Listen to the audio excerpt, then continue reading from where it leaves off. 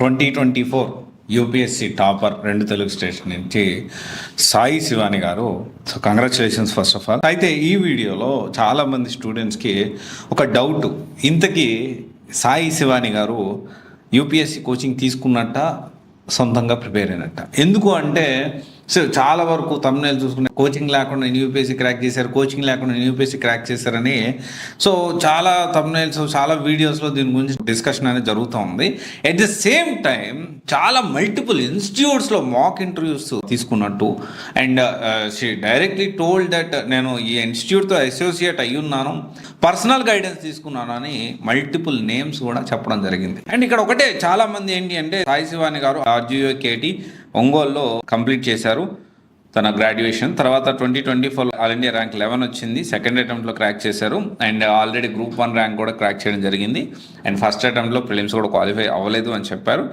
నేను ఓన్గా UPSC prepare అవుతాను, ఎందుకంటే నేను చాలా మంది ఇంటర్వ్యూ క్యాండిడేట్స్తో మాట్లాడాను, చాలా మంది యూపీఎస్సీ ర్యాంకర్స్తో మాట్లాడాను, యూపీఎస్సీ ఫ్యాకల్టీతో మాట్లాడాను.